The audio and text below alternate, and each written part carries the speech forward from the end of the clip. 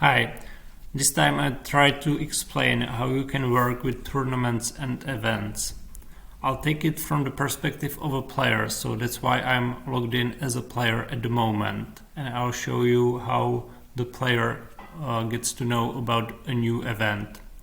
The player will be notified by email when he or she is invited to an event, which looks like this is not an invitation, but it's another notification about a change in the event, or it can look like this: the information about the newly created event.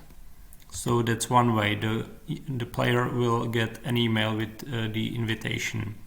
Then in the invitations here in the application, the latest invitation is to the April camp, which I'll show you later on, and also the event will display to the player on the dashboard in the upcoming events. So when I want to see the detail as a player, I'm interested what I've been invited to. I can see the details and the information about the April training camp, which is the date from when until then the training camp will take place, the deadline until when I can register the place where it takes place. There are probably more information on some website, which I just put in here, some random website from St. Andrews. You can download the event to the calendar, and you can see some basic information about the camp. There can be photos, more information, there can be files uploaded, the training camp rules in this case in here, and you can also add some video for the players to watch. Hi, Jake Burling, assistant. So that's just to show you what kind of the information can be there about each event. So when I'm interested as a player, I can click straight away on I will attend or will not attend, or I don't know yet. So I will attend this event.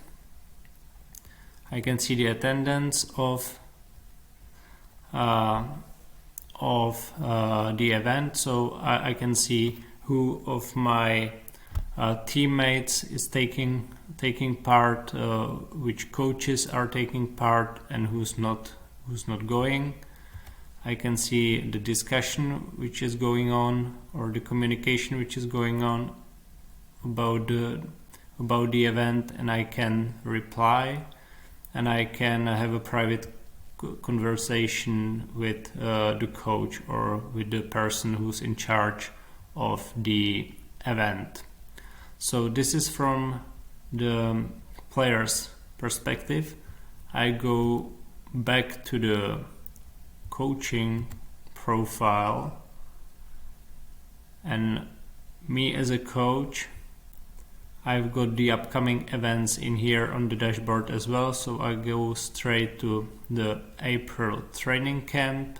I can see that there was five players invited, 3 accepted, 2 rejected, and there is some message in there. So let's have a look.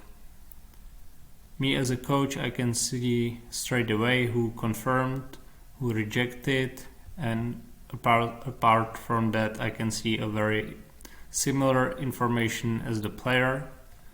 The difference is I can do the attendance, who attended, who did not. So this is based on the players clicking on or accepting or rejecting that they will take part at the event. Same with the coaches. I can do the attendance for the coaches as well, so we'll both take part. I can also see the discussion.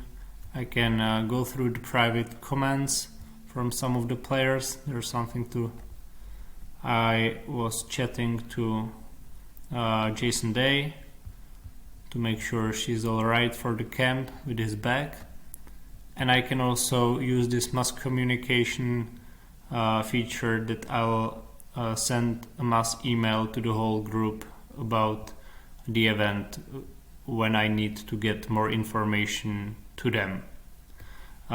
Creating the tournament or event is very easy. You just click on create an event, and in a very similar structure to what you've seen in the event, you have to name the event. You say you choose the dates, the duration, whether it will repeat. You will set up the deadline, and then you are filling in some detailed information about the event. You can decide whether it's public, so it will be open for anyone from your application, or just for one training group, or it can be even for one player. You can invite people to the event by again selecting the whole training group, or inviting individual players, and the same with the coaches, which you can choose who's going to take part. And by saving, you will invite the players or coaches to the event. Then because the system can, or the application can, send loads of notification about the event, and sometimes it can be too much or too less, so you can manage the notifications in this section, choosing how many emails will actually the player or the coach get about the event, and how much it will bullying him for getting the information back to you.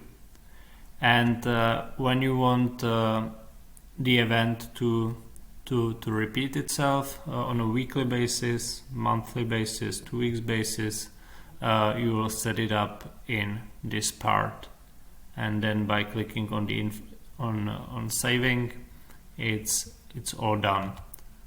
I'll show you this again on the April training camp. If I want to edit the camp, I can, and you can see how it looks like when all the information are filled in. It's important to say that when you'll be using this event feature, you don't really need to write an email, a separate email to the players and inviting them by email.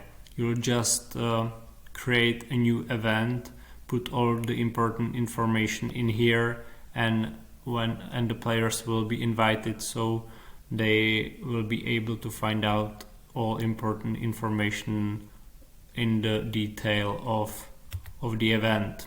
So try not to combine the communication, email communication, and creating the events. It's better to create event for all the occasions and keep the communication this way.